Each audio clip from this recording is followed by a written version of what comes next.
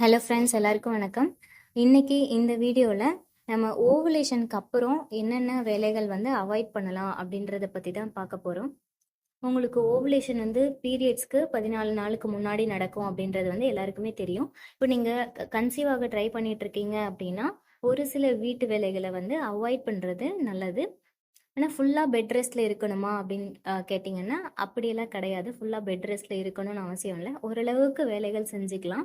இப்போ தான் நீங்கள் வந்து கன்சீவாக ட்ரை பண்ண ஸ்டார்ட் பண்ண போகிறீங்க, உங்களுக்கு ஒரு ஐடியா இருக்குது அப்படின்னா, இப்போ தான் உங்களுக்கு மேரேஜ் ஆகிருக்கு அப்படின்றவங்கெல்லாம் நீங்கள் தாராளமாக எப்பவும் போல் வீட்டு வேலைகள் எல்லாம் செய்யலாம். ஆனால் நீங்கள் வந்து ரொம்ப நாளாக கன்சீவ் ஆக ட்ரை பண்ணிட்டு இருக்கீங்க, ஆனால் கன்சீவ் ஆக முடியல, ஐயுஐ பண்ணுறீங்க, ஐவிஎஃப் ட்ரீட்மெண்ட் எடுக்கிறீங்க, இந்த மாதிரி ஃபெர்டிலிட்டி ட்ரீட்மெண்ட் எடுக்கிறவங்க எல்லாருமே ரொம்ப கவனமா இருக்கிறது வந்து அவசியம். ரொம்ப உங்கள வந்து ஸ்ட்ரெயின் பண்ணிக்கிற மாரி வொர்க் வந்து அவாய்ட் பண்றது நல்லது. என்னென்ன அவாய்ட் பண்ணலாம் அப்படின்னு பார்த்தீங்கன்னா, கனமான பொருட்கள வந்து தூக்குறது. இப்ப வந்து நீங்க வீட்ல மாவு அரைக்கும்போது கிரைண்டர் கல்ல தூக்குவீங்க இல்லையா? அந்த வெயிட் தூக்குறது, அதுக்கப்புறம் தண்ணி குடம் தூக்கி இடுப்புல வச்சுட்டு நடக்கிறது, தண்ணி பக்கெட் தூக்குறது, அதுக்கப்புறம் ஃபர்னிச்சர் மூவ் பண்றது எல்லாமே நீங்க அவாய்ட் பண்றது நல்லது. இப்போ நீங்க வீடு கிளீன் பண்றப்போ டேபிள நகர்த்தி கிளீன் பண்ணணும், சோஃபாவை நகர்த்தணும் அப்படின்ற மாதிரியான வேலைகள்லாம் அவாய்ட் பண்றதுமே நல்லது. ரொம்ப கனமான பொருட்களை தூக்க வேண்டாம். ஓவுலேஷனுக்கு அப்புறம் முக்கியமா ஓவுலேஷனுக்கு அப்புறம் இந்த வேலைகளை அவாய்ட் பண்றது நல்லது. அடுத்தது பார்த்தீங்கன்னா கிளீனிங். இப்போ வீட்டை கிளீன் பண்றது வந்து நம்ம மாப் போடுவோம். மாப் போடுற வேலையும் வந்து நீங்க அவாய்ட் பண்றது ரொம்பவே நல்லது. டாய்லெட் கிளீன் பண்றது இதையுமே கூட நீங்க அவாய்ட் பண்ணிக்கலாம். இப்போ நம்ம நம்ம மட்டும் தான் இருக்கோம், வீட்டில் வந்து யாருமே இல்லை, சப்போர்ட் பண்ணுறதுக்கு யாருமே இல்லை அப்படின்றவங்கலாம் நீங்கள் ஹஸ்பண்ட் கிட்ட இருந்து தாராளமாக ஹெல்ப் வாங்கி நீங்கள் உங்களை பார்த்துக்கலாம். ஓவலேஷனுக்கு அப்புறம் நீங்கள் கண்டிப்பாக ஹெல்ப் வாங்கி பண்ணிக்கிறது ரொம்பவே நல்லது.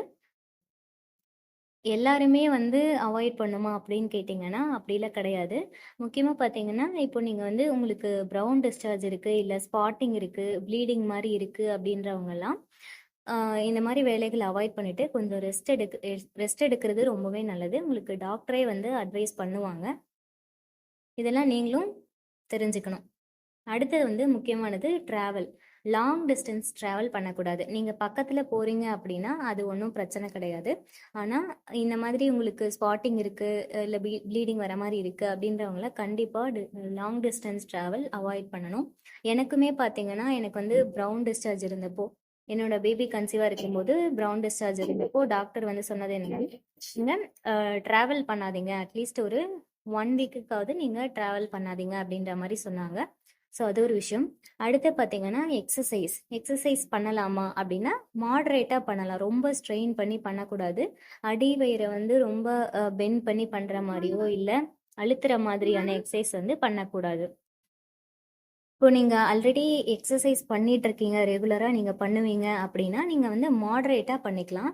இல்லை நான் இப்போ தான் புதுசாக ஸ்டார்ட் பண்ண போகிறேன் அப்படின்னா அவங்க வந்து அவாய்ட் பண்ணிக்கிறது நல்லது. வாக்கிங் வந்து நீங்கள் போகலாம், ரெகுலராக வாக்கிங் போகலாம், அது ஒன்றும் பிரச்சனை இல்லை. அதுவுமே பார்த்தீங்கன்னா உங்களுக்கு ப்ளீடிங் இருக்கப்போ கண்டிப்பாக ப்ரௌன் டிஸ்சார்ஜ் இருக்கப்போ கண்டிப்பாக அவாய்ட் பண்ணுறது நல்லது. ரொம்ப ஸ்ட்ரெயின் பண்ணுற மாதிரி ரொம்ப நேரம் நடக்கிறது அந்த மாதிரிலாம் பண்ணக்கூடாது. அடுத்தது பார்த்தீங்க அப்படின்னா தலை குளிக்கிறது வந்து நிறைய பேருக்கு டவுட் இருக்கும். இந்த ஓவலேஷன் முடிஞ்சதுக்கப்புறம் தலை குளிக்கலாமா, அப்படி தலை குளிச்சா வந்து பீரியட்ஸ் ஆகிடுமா அப்படின்லாம் நிறைய பேருக்கு டவுட் இருக்கும். அப்படிலாம் கிடையவே கிடையாது. தலை குளிக்கிறது வந்து நம்ம நம்ம உடம்போட சூட்டை தணிக்கிறதுக்கு ரொம்பவே ஹெல்ப் பண்ணும்.